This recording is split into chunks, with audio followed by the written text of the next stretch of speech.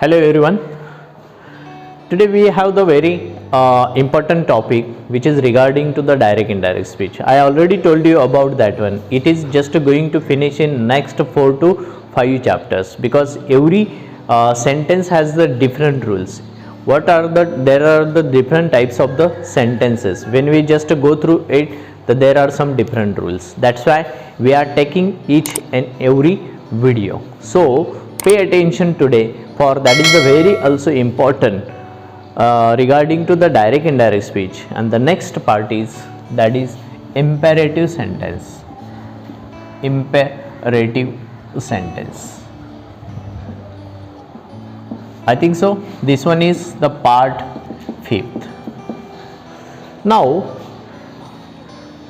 what is mean by imperative sentence we already studied in the previous video. I already made it over, and so you can understand that very easily what the types of the sentences are called as a imperative sentence. But once again I would like to repeat the importance of imperative sentences. Before that we should know that which sentences called as a imperative sentence. Okay, just so pay attention clearly. यहाँ पे आप लोग देख सकते हैं हर एक sentence का शुरुआत जैसे कि सब्जेक्ट वर्ब ऑब्जेक्ट से होती है, लेकिन इम्पेरेटिव सेंटेंस की शुरुआत ही वर्ब से होती है. ये सबसे इम्पोर्टेंट है. मतलब जो सेंटेंस में सब्जेक्ट एब्सेंस है ऐसे सेंटेंस को कहा जाता है इम्पेरेटिव सेंटेंस. इसको अज्ञार्थी सेंटेंसेस कहा जाता है. मतलब ऐसे सेंटेंस होते हैं जिससे वर्ब की शुरुआत होती है, लेकिन कभी कभी ये सेंटेंस की शुरुआत डू नॉट से भी होती है या डोंट से भी होती है. अंडरस्टैंड? मतलब एक पॉजिटिव में भी आता है, एक नेगेटिव में भी आता है. पॉजिटिव में आता है तो डायरेक्ट वर्ब आएगा. For example open the door, shut the window, follow the instructions. Such kind of the sentences are called as a imperative sentence. Don't do that, don't look there. Okay, ऐसे कुछ sentence आते हैं, they are also imperative sentence.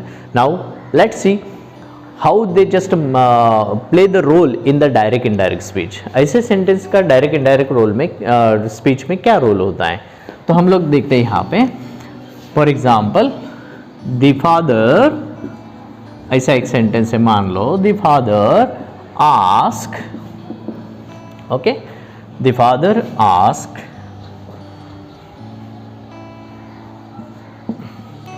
don't repeat the same mistake.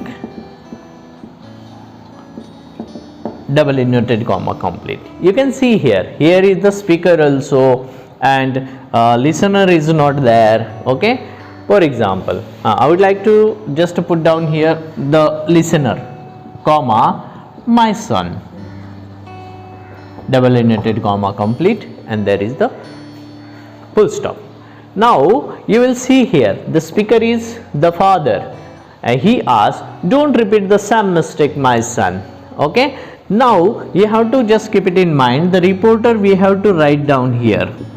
हम लोग क्या करते हैं, reporter को पहले लिखते हैं, लेकिन उसके बाद में इसमें सबसे इंपॉर्टेंट पार्ट है वो है रिपोर्टिंग वर्ब. आज हमें ये जो टाइप है इसमें एक सबसे इम्पॉर्टेंट बात है जो हमें सीखनी है, वो कौन सी? देखो, जब भी कुछ सजेशन है तो रिपोर्टिंग वर्ब में हमेशा सजेस्टेड लिखा जाता है. ओके, अगर इसमें रिक्वेस्ट है तो रिक्वेस्टेड लिखा जाता है. कुछ एडवाइस है तो एडवाइस लिखा जाता है. कुछ कमांड है तो कमांडेड लिखना है. कुछ ऑर्डर है तो ऑर्डर लिखना है. और कुछ भी मतलब आपको गेस नहीं हो रहा है तो उस टाइम आप आस्क लिख सकते हो. और इसमें एक वर्ड और भी है, प्रपोज भी लिख सकते हो. तो इस तरह से एक रिपोर्टिंग वर्ब के सबसे इम्पॉर्टेंट पार्ट है.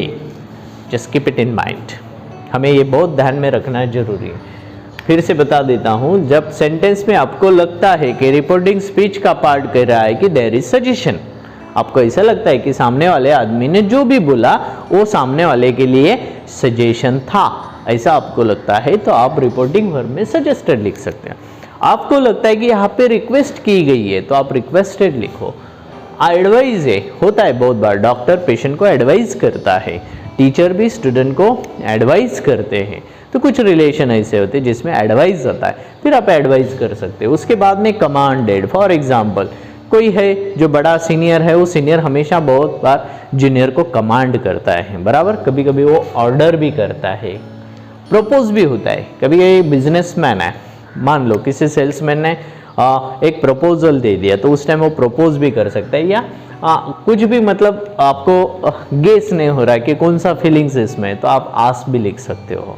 So these reporting verbs are accepted in imperative sentences, ये सबसे इंपॉर्टेंट है।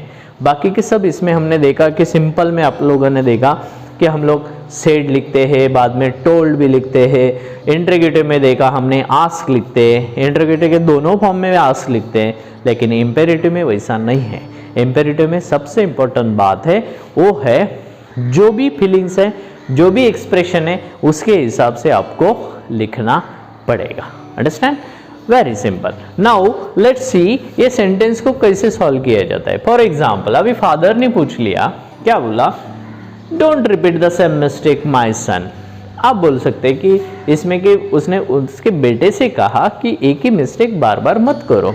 सो इसमें क्या हो सकता है, रिक्वेस्ट है क्या? हम लोग नहीं बोल सकते कि ऐसे फादर कभी सन को रिक्वेस्ट नहीं करता है, एक रिलेशनशिप होता है। इसमें सजेशन आ सकता है या एडवाइस भी आ सकता है, बराबर है। तो हम लोग यहाँ पे लिख सकते हैं कि आस्क की जगह पे हम लोग लिख सकते हैं एडवाइज्ड, बराबर है। लेकिन एडवाइस लिखने के बाद में यहाँ पे लिसनर भी है। लिसनर कौन है? सन है। फिर इसका कन्वर्ट कैसे करेंगे? माई की जगह पे हमें लिखना पड़ेगा हिज सन, बराबर है। फादर ने उसके लड़के को कहा, बराबर, the father advise his son. Now अभी तो ये हो गया, हमें तो सेंटेंस कनेक्ट करना है। Now we are talking about conjunction.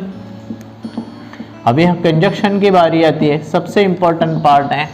हमने देखा सिंपल सेंटेंस में कंजक्शन देखा था दैट, इंटरोगेटिव में वर्बल में देखा इफ और वेदर, रिसेंटली देखा हमने WH में WH वर्ड आता है। फिर इंपेरेटिव में क्या आता है? इंपेरेटिव में कंजक्शन आता है to. Okay, if sentence is started with don't, that time आता है कंजक्शन नॉट टू। ध्यान में रखो। Once again I would like to repeat, conjunction हमेशा WH, जैसे देखा था उसमें WH वर्ड लिखा गया था, लेकिन ऐसे सेंटेंस को अगर कनेक्ट करना है तो टू से कनेक्ट करते हैं, लेकिन सेंटेंस की शुरुआत ही डोंट से हुई तो नॉट टू से कनेक्ट करना पड़ेगा। Understand?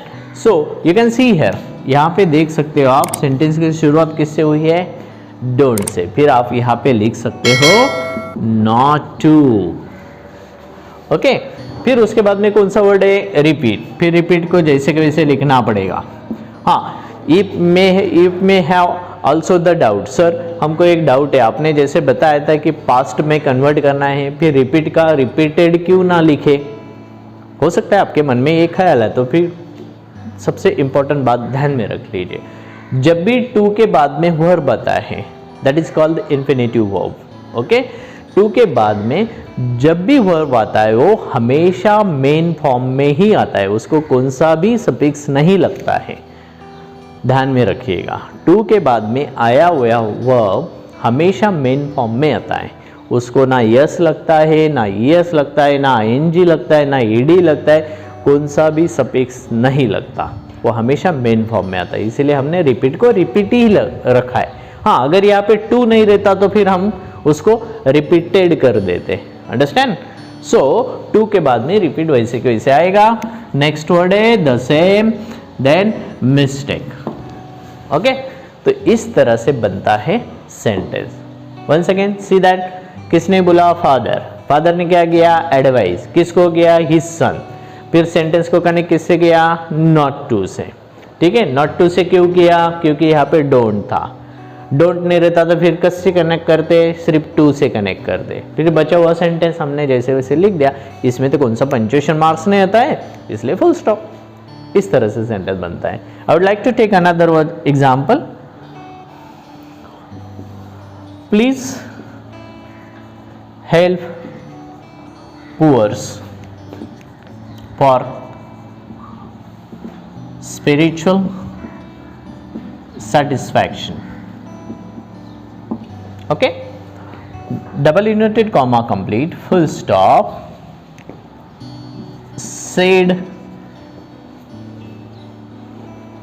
said the guru. Okay, the गुरु ने कह दिया यहाँ पे, please help poors for spiritual satisfaction. अगर आत्मा की संतुष्टि चाहते हो तो गरीबों को मदद करने की कोशिश करो। Okay, you will see that यहाँ पे रिपोर्टर कौन है, तो आप देख सकते हो रिपोर्टर यहाँ पे गुरु है। रिपोर्टर ने क्या कहा, प्लीज कहा, अंडरस्टैंड। फिर हमें अभी प्लीज है तो हमारे लिए यहाँ पे वर्ड्स है बहुत सारे, बराबर। सजेशन है तो सजेस्टेड, प्लीज है मतलब रिक्वेस्ट आ गई।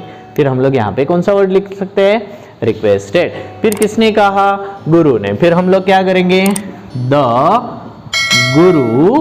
ओके, फिर यहाँ पे जो वर्ड है कौन सा, सेड, रिपोर्टिंग वर्ब, उसको रिमूव कर देंगे। उसकी जगह पे हम लोग लिखेंगे रिक्वेस्टेड, अंडरस्टैंड। अभी किससे कहा, लिसनर नहीं है। द गुरु रिक्वेस्टेड, अभी आता है यहाँ पे वो, बराबर। अभी हमें कनेक्ट करना है, हाँ, कनेक्ट करने के लिए हम लोग कौन सा वर्ड यूज करेंगे, यहाँ पे कौन सा कंजक्शन आएगा, टू। जैसे मैंने बताया था, अगर नॉट टू से है तो डू नॉट है तो नॉट टू से कनेक्ट करो, नहीं है तो टू से कनेक्ट करो। फिर हमने टू से कनेक्ट कर दिया। अभी ये प्लीज वर्ड जो है, प्लीज, इसको लिखना है क्या, नहीं। क्यों, क्योंकि प्लीज का मीनिंग तो इसमें आ गया, अंडरस्टैंड। प्लीज मतलब ये रिक्वेस्ट है, तो इसको लिखना जरूरी नहीं है। फिर उसके बाद में कौन सा वर्ड आता है, हेल्प। ओके, बाकी पुअर्स, फॉर कुछ चेंज नहीं, स्पिरिचुअल सेटिस्फैक्शन, हो गया सेंटेंस हमारा। इस तरह से सेंटेंस बनता है। So these are called as a imperative sentences, so keep it in mind. Now what are the rules there. First इसमें देखा था एसोरेटिव में सेड, सेड टू, टोल्ड करना है, दैट से कनेक्ट करना है। इंटरोगेटिव में देखा था WH से कनेक्ट करना है, इफ वेदर से कनेक्ट करना है। यहाँ पे टू और नॉट टू से कनेक्ट होता है। एंड हाउ टू रिकॉग्नाइज, कैसे पहचाने, ऐसे सेंटेंस हमेशा वर्ब से स्टार्ट होते, वर्ब से स्टार्ट होते या डोंट से या डू नॉट से स्टार्ट होते। Okay, so they are very easy to understand. We can also make the very practice very well. Find out the more sentences from the textbook. Okay, अच्छे तरह से exercise करो। जितने ज़्यादा सेंटेंस आप solve करोगे उतना आपका अच्छा कॉन्फिडेंस बढ़ता जाएगा। बहुत सारे डायरेक्ट इनडायरेक्ट स्पीच का ऐसा एक भी पार्ट नहीं, बहुत बार ऐसा होता है कि एग्जाम में हमेशा डायरेक्ट इनडायरेक्ट स्पीच के सेंटेंसेस आते हैं, हमेशा आते हैं। बहुत सारे ऐसे एक डायलॉग होते हैं जो डिलीवर हो चुके हैं, किसी किसी पैसेज में पूछा जाता है, जैसे कि वैसे डायलॉग को लिखा जाता है, फिर उस पर ही तुमको 2 मार्क्स के लिए, कभी 1 मार्क्स के लिए आपको क्वेश्चन पूछा जाता है, फिर उसका चेंज द नरेशन करो। नरेशन चेंज करना मतलब ही डायरेक्ट का इनडायरेक्ट स्पीच करना। तो स्पीच को अगर आप डायरेक्ट का इनडायरेक्ट बना सकते हो, that means that you have that ability to understand who is going to speak with whom, और वो क्या बात कर रहा है। आप अच्छी तरह से अगर समझ पाते हो कि वो किससे बात कर रहा है, क्या बात कर रहा है, उसमें कौन सा एक्सप्रेशन है, ये सारी बातों को अगर आप समझ रहे हो, इट मीन्स दैट आप कहीं ना कहीं इंग्लिश लैंग्वेज के बहुत ही क्लोज जा रहे हो, आपका अंडरस्टैंडिंग लेवल बढ़ रहा है। So make the practice very well, find out the more sentences. If you just read the any dialogue somewhere, try to change the narration, try to change into indirect speech. अगर आप इस तरह से practice करोगे तो बहुत अच्छी तरह से आप सेंटेंस को बना पाओगे। So I think so we have completed up to here simple sentence, मतलब assertive, then interrogative, there are 2 types, and next imperative. We have already completed 4, and first chapter I have already just done for that, giving the basic introduction for all of you. Okay, हमने ये सब देखा, basic introduction में भी देखा कि internal changes क्या होते हैं, सेंटेंस को कैसे चेंज करना है, ये सारी बातों को हमने आज तक के 5 चैप्टर में हम लोगों ने देख लिया है।